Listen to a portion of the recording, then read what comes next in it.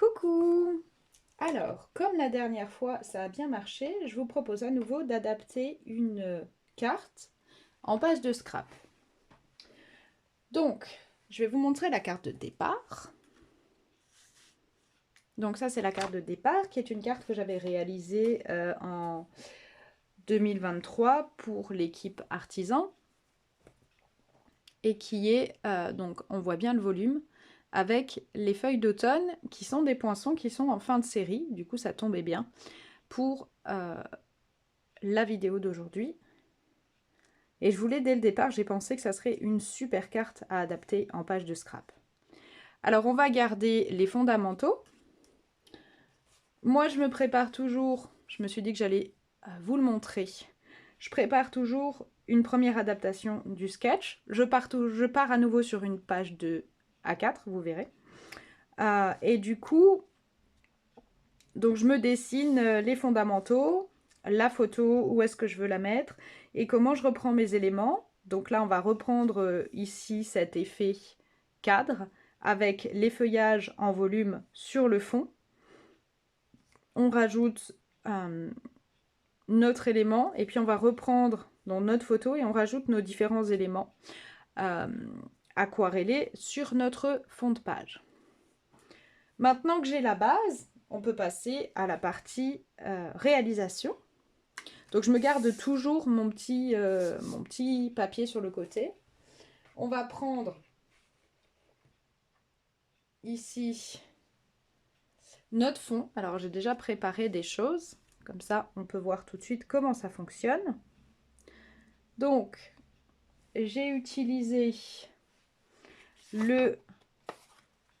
une feuille de papier blanc simple pour le fond. Il faudra une deuxième feuille pour faire la partie supplémentaire. Et puis, il faudra penser à rajouter aussi une deuxième feuille de blanc simple pour pouvoir tamponner, couper nos différentes feuilles. Il faut aussi une petite chute de papier aquarelle. Alors moi, j'ai déjà découpé juste la taille qu'il me fallait pour placer mes feuillages, mes différents feuillages. Et le grand. Donc juste petit passage, donc il s'agit des feuilles d'automne, qui est ce set de tampons qui est très sympa avec les feuillages, les nervures qu'on va utiliser ici, et puis les poinçons qui vont avec. Donc, pour réaliser ma feuille, je me suis gardé une petite marge. Donc on va couper des bandes de papier marron, couleur café là, de 0,8 de large, et vous coupez dans une hauteur à 21 cm, comme ça on pourra recouper après. Il y avait une autre solution, c'était celle de couper entièrement une feuille, mais ça fait beaucoup d'épaisseur et c'est pas très utile. Donc il vaut mieux couper des bandes et puis on va venir les coller et les recouper après pour pouvoir faire notre encadrement. Ça coûte moins cher en papier et surtout ça évite une superposition de couches qui n'est pas très intéressante sur une page de scrap. Ensuite, pour le papier blanc simple, il va falloir couper un morceau, je vais vous le mettre là, de 16,9 par, ça c'est donc la largeur, par 25,6, ça c'est la hauteur. Ok? Donc on a nos bandes. Ensuite, vous allez prendre vos chutes pour couper vos feuillages. Donc la chose importante à faire ici, je vous ai préparé là, la chose importante à faire, c'est qu'il faut d'abord couper les feuillages et après seulement venir les tamponner. Parce que dans le cas contraire, c'est beaucoup plus difficile. Donc, on va prendre, je mets ma feuille de côté, on va prendre notre tampon, on va prendre nos nervures. Donc, il nous faut les trois. Vous voyez qu'elles ont beaucoup servi chez moi, celles-là. Je suis fan absolue de ces feuillages. Vous prenez vos blocs. On va se les tamponner. Hop. Hop. Et on prend l'encreur. Jusque là, c'est pas trop compliqué. Et on va venir... Vous voyez, alors on va le placer. C'est là où je trouve que c'est vraiment plus facile de le faire dans ce sens-là. On vient placer, on voit bien où mettre le feuillage et surtout on voit qu'en fait la nervure elle dépasse de la découpe. C'est pour ça que c'est plus facile, je trouve, de le faire dans ce sens-là que le contraire. C'est-à-dire que si vous tamponnez et que vous devez replacer après, c'est plus compliqué. Donc moi, je fais toujours comme ça. Si vous n'avez pas encore acheté cet ensemble, vraiment prenez-le. Parce que ces différents feuillages qui sont grands, combinés... Oh là là, j'en ai mis partout. Combinés aux petites découpes.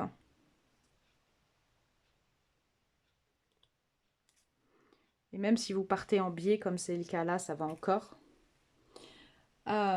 Combiné aux petites découpes, ça fait vraiment des ensembles qui sont extraordinaires. C'est un set que j'aime vraiment beaucoup, beaucoup, beaucoup, qui va énormément me manquer dans mon matériel. Je pense que je le mettrai pas en vente d'ailleurs. Vous allez prendre des pastilles 3D. Alors, il faut que je retrouve les miennes sur le chaos universel qui est mon bureau. Donc, où est-ce qu'elles sont? Je les ai. Donc, on va prendre nos pastilles 3D. On retourne et on va placer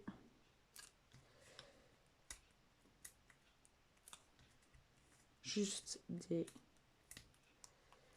là. Et alors, si vraiment vous avez peur qu'il n'y en ait pas assez, on peut rajouter des petites pour faire tenir. N'oubliez pas qu'on peut très bien, on va couper ce qui dépasse hein, pour reprendre la carte, vous voyez. Volontairement, on va venir couper des éléments. Donc, il ne faut pas non plus que vous ayez des pastilles 3D qui viennent trop au bord. Sinon, vous allez couper dedans. Donc, et on répète l'opération pour toutes nos feuilles. Hein, c'est pas bien difficile. Et ici, pareil, hein, si vous trouvez sur celle-là, moi je trouve que c'est assez... Je prends le risque. Au pire, je couperai dedans. Donc, une fois qu'on a fait ça, on va passer à la colorisation, à l'aquarelle. Alors, on a un feuillage de chaque teinte que moi, j'ai déjà fait. Je vais vous montrer, hein, c'est à coloriser, c'est vraiment super facile. Donc, vous prenez votre papier aquarelle, vous prenez vos encreurs, chamotte et puis mauve mélancolique, qui sont donc les Incolor qui quittent le catalogue cette année, mais que vous pouvez toujours acheter. Et on va venir mouiller.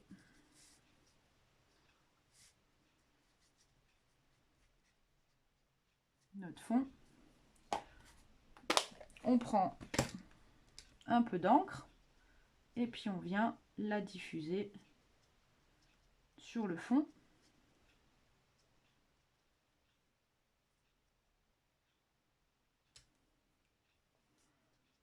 Alors on peut foncer un peu si vous voulez quelque chose d'un petit peu plus foncé. L'avantage c'est que tant que c'est mouillé, l'encre elle fuse vraiment bien.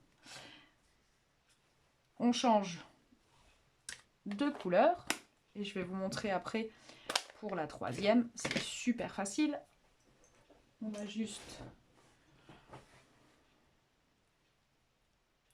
vérifier que mon... Hop. Non. Et on refait pareil. Donc, quand vous avez qu'une seule teinte, c'est super facile. On prend...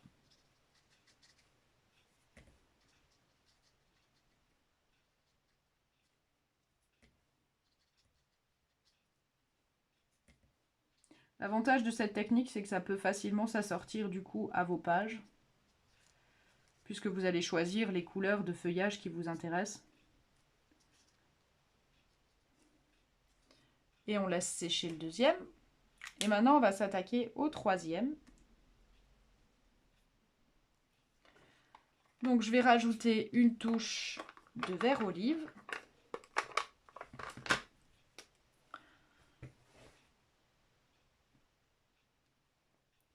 Donc,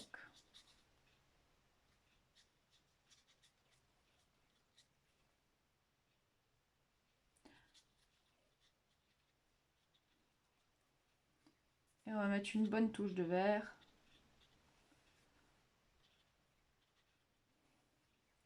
Dites-vous toujours que l'aquarelle, elle éclaircit en séchant, hein, donc à vous de voir les mélanges que vous voulez faire. Moi, j'aime bien qu'il y en ait quand même. Là, je veux qu'il y en ait quand même pas mal, parce que je trouve que j'en ai pas mis beaucoup.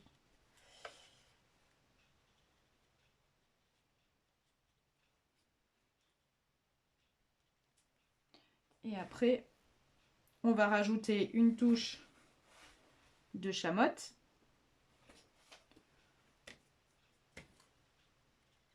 Et on vient, en fait, ça va se mélanger tout seul. Il faut vraiment laisser faire, j'allais dire la nature, mais c'est un peu le système. Voilà, on met des touches en chamotte.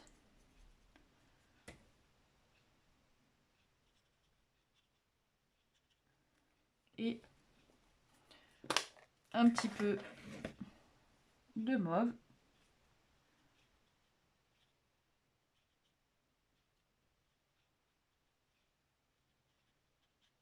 Normalement, ça se mélange vraiment bien.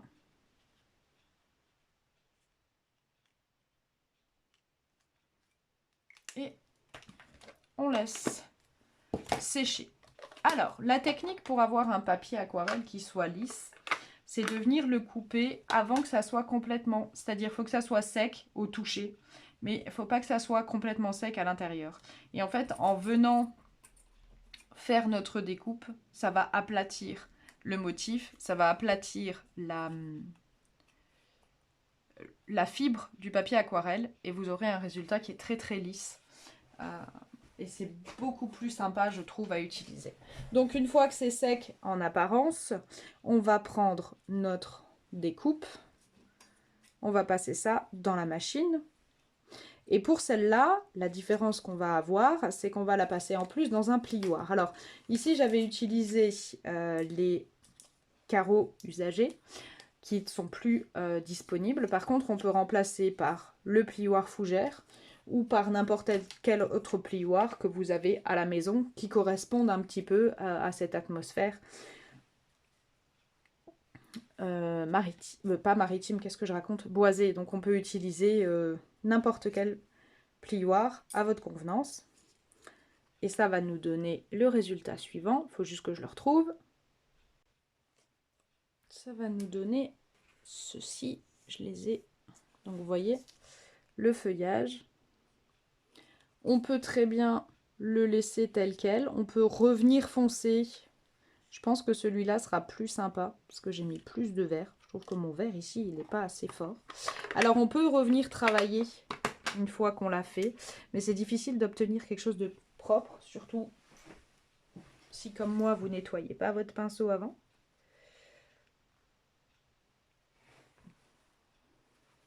Mais on peut choisir de venir ajouter un petit peu de vert pour le forcir, mais je pense que ça sera compliqué parce que je l'ai laissé sécher longtemps celui-là.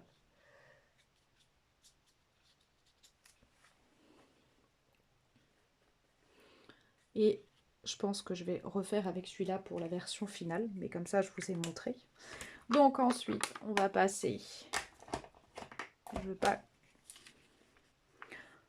Une fois qu'on a nos différents éléments, on va pouvoir procéder au montage de la page.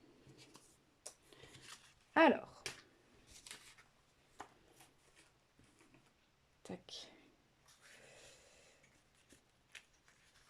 On enlève. On va commencer par monter nos parties, nos bandes café. Donc on commence par une bande, on la place à peu près au milieu, et vous allez venir coller en laissant juste une petite marge là. Il faut que je retrouve ma colle. Donc à la colle liquide, désolée pour celles qui n'aiment pas, mais vraiment en scrap, moi je surconsomme la colle liquide. C'est vraiment nettement plus pratique que toutes les autres techniques. Donc on va mettre de la colle sur le bord haut. Donc pas forcément beaucoup, il n'y a pas forcément besoin de beaucoup. Et on va venir jouer ici.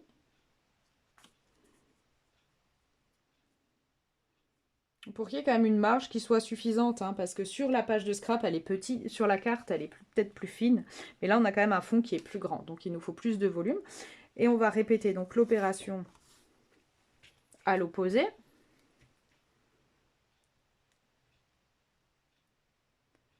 Toujours notre bande de colle.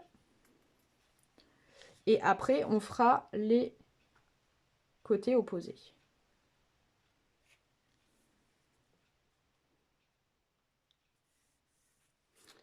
Ce qui va nous donner, je vais vous montrer le résultat une fois fini. Ceci.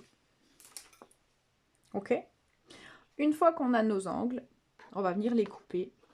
Donc on coupe, c'est très très facile, hein, parce qu'on a les parties qui dépassent. Donc il suffit de venir les couper. On inverse. Et on répète.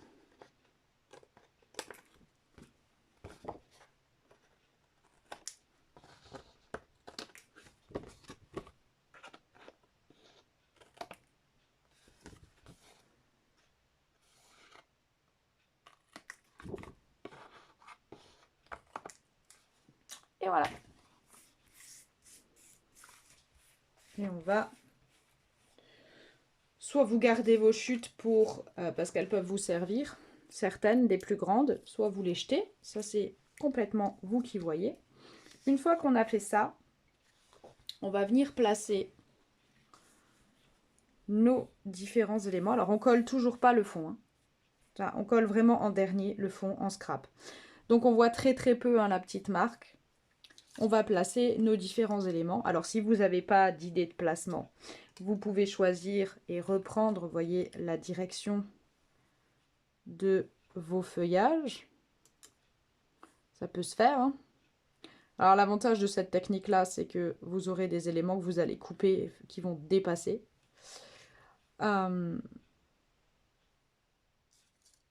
Et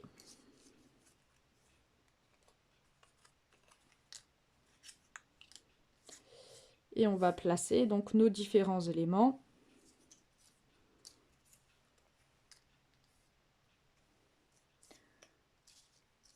On répète l'opération et en alternant. On va essayer de faire que ce n'est pas les mêmes qu'on retrouve. On change les sens. L'idée, c'est d'en avoir partout, forcément.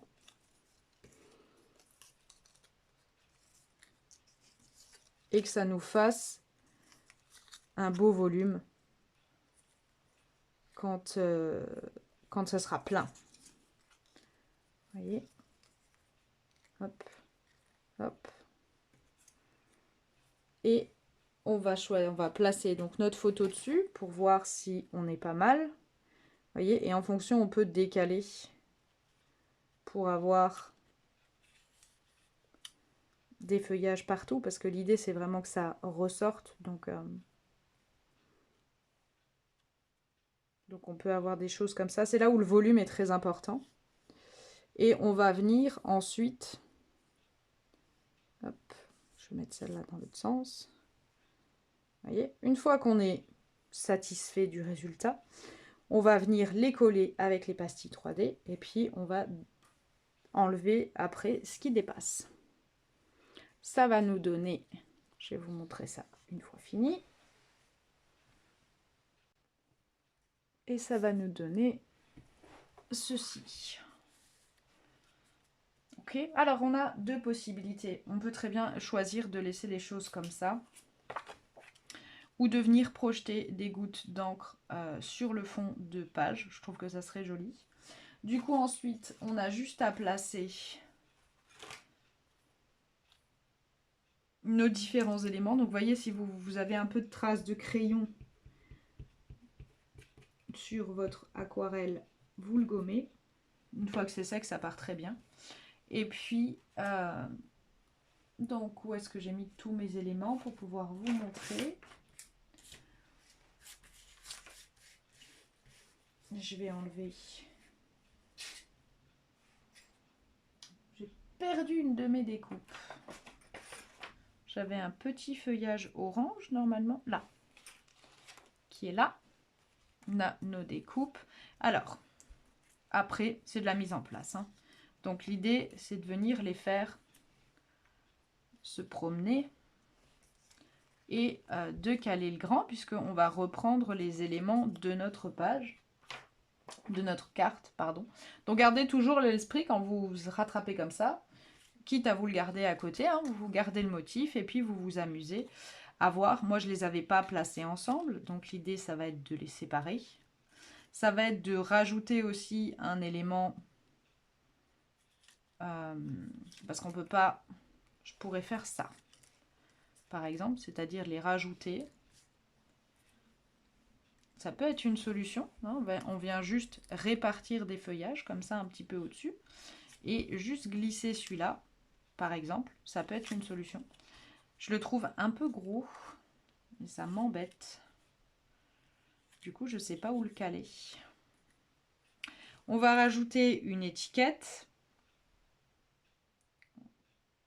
éventuellement, ou alors rien du tout si vous ne voulez pas mettre de texte. Je vais finir la page et je vais vous montrer ce que ça donne une fois que c'est fini. Hop. Et donc, ça nous donne ceci. Donc, on voit bien là la pulvérisation. J'ai projeté des gouttes pour foncer un petit peu mon papier. Je suis pas complètement droite, je viens de voir ça. Bon, c'est trop tard. J'ai rajouté mon titre, mes différents feuillages, et il reste plus qu'à terminer avec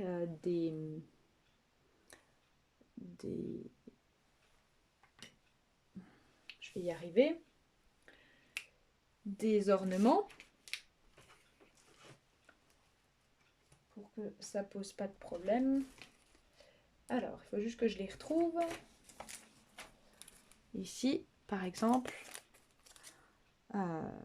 ce type d'ornement un petit peu métallique. Là, j'avais utilisé donc les petits pois qu'on avait en vente à l'époque.